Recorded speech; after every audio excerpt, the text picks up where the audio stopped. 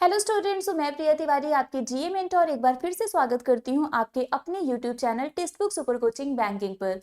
आज के सेशन में हम जिस टॉपिक के बारे में डिस्कस करने वाले हैं वो है एट्थ पे कमीशन। इसके पहले भी हम लोगों ने इसके बारे में डिस्कस किया था कि मे भी बहुत जल्द हमें एट्थ पे कमीशन देखने को मिल सकता है, और अभी रिसेंटली इससे रिलेटेड न्यूज आई है कि इस पर रिपोर्ट वगैरह तैयार हो रही है और जल्दी हमें अपडेट मिल जाएगा कि कब से ये इम्प्लीमेंट होगा। साथ में ये भी बताया गया है कि वो कौन से लोग हैं जिनको इसका बेनिफिट नहीं मिलेगा, और आज के सेशन में हम यही डिस्कस करने वाले हैं।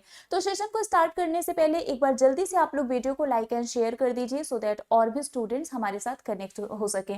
चलिए फिर स्टार्ट करते हैं। अगर हम बात करें इस एट्थ पे कमीशन की, तो आप सबको पता है कि यूजुअली हमारी जो सेंट्रल गवर्नमेंट है वो हर 10 साल पर ये जो पे कमीशन है इसको क्या करती है, कॉन्स्टिट्यूट करती है। So usually the central government constitutes the pay commission every 10 year. हर 10 साल पर इसको क्या किया जाता है, कॉन्स्टिट्यूट किया जाता है। इससे पहले ये 2006 में जो सिक्स्थ पे कमीशन है ये 2006 में आया था, और उसके एग्जैक्टली 10 साल के बाद 2016 में जो सेवंथ पे कमीशन है ये आया था। तो अब इसी को कंसीडर करते हुए ऐसा माना गया है कि जो हमारा एट्थ पे कमीशन है ये आपका 2025 में कॉन्स्टिट्यूट किया जाएगा और 2026 से वो इम्प्लीमेंट हो जाएगा। ठीक है। अगर हम इस पूरे हिस्ट्री को देखें तो सिक्स्थ जो पे कमीशन है 2006 में आया था, एग्जैक्ट 10 साल बाद 2016 में ये जो आपका सेवंथ पे कमीशन है ये आया था, और अब 2025 में एट्थ पे कमीशन आएगा। और अभी रिसेंटली इससे रिलेटेड अपडेट भी आई है कि इस पर जो रिपोर्ट वगैरह है वो तैयार हो रहा है, और बहुत ही जल्द हमें ये पता चल जाएगा कि कब से ये इम्प्लीमेंट होगा। ठीक है, चलिए अब अगर हम इसकी बात करें तो ये जो एट्थ पे कमीशन है जब ये अप्रूव्ड हो जाएगा, ये सेंट्रल एम्प्लॉयज के लिए होता है, तो यहाँ पर ये आपका 2026 से इफेक्ट में आ जाएगा। ठीक है। This information was given by the union minister Ashwini Vaishnaw ji after the cabinet meeting. थोड़े दिन पहले अश्विनी वैष्णो जी ने ये बोला था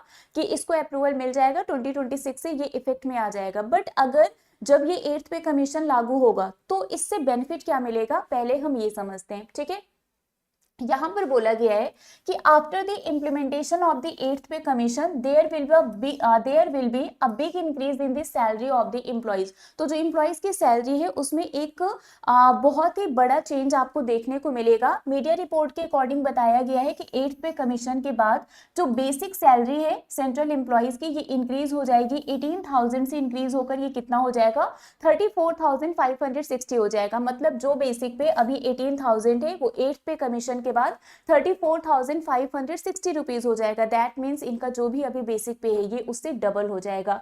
सिमिलरली अगर हम पेंशन की बात करें तो ये भी एक्सपेक्ट किया जा रहा है कि इंक्रीज हो जाएगा after the eighth pay commission.